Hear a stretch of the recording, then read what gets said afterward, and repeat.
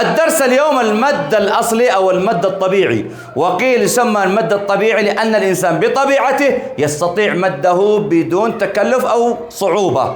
ولدينا أمثلة له، هو الألف، هذه الألف ما قبلها مفتوح، أو الواو هذه ما قبلها مضموم، أو الياء وما قبلها مكسور. ونقرأها مع صف ثاني ثانوي. باء، ردد معي المد الطبيعي بالألف. قال قال يقول قيل. وهذا يمد حركتين، الكل بيردد معي حركتين. قال قيل يقول يقول. كم مدينا حركات؟ كم مدينا حركات؟ مدها مد قال ها. ايوه رد العادي يمشي. قال ها ممتاز. الان يقول احسنت. يقول ايوه احسنت. قيل لا مش كذا بضحكة، لازم ها.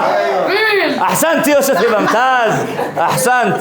ما يلحق بمد البدل، ركز اللي معي هناك، ما يلحق بمد الطبيعي مد البدل. مد البدل من فروع المد الطبيعي، وهي عبارة عن همزة وبعدها حرف مد في بداية الكلمة. هنا همزة وبعدها حرف مد ياء، هنا همزة وبعدها حرف مد واو، يمد هنا حركتين أيضا.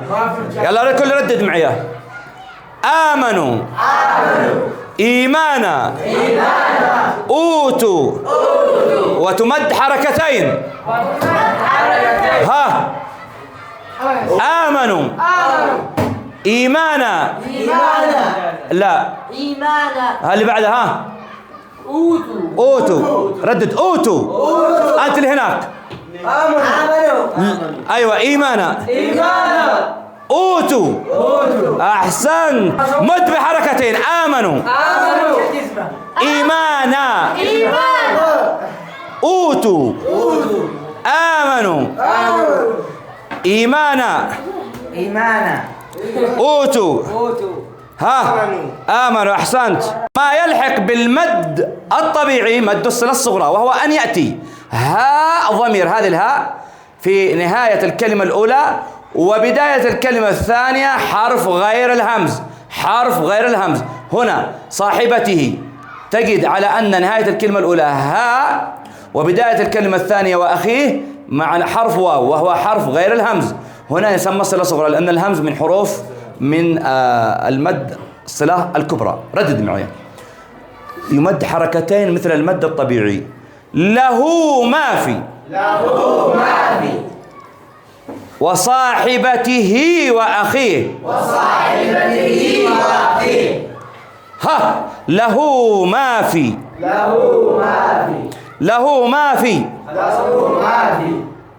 وصاحبته وأخيه. وصاحبته وأخيه. وصاحبته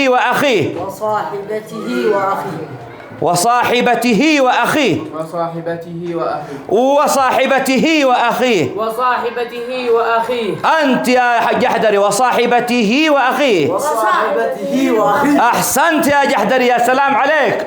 ها أنت له ما في. لا لوحدك ما حد يساعده. له هذا ماذا مد ماذا؟ أحسنت. مد التمكين طبعا هو أن يأتي مدين في نفس الكلمة، واو بعدها واو ساكنة بعدها متحركة، أو النبيين ياء ساكنة وبعدها متحركة. الكل بيردد معي. يستوون النبيين. اقرأها أنت. أحسنت. اقرأ أنت النبيين. أنت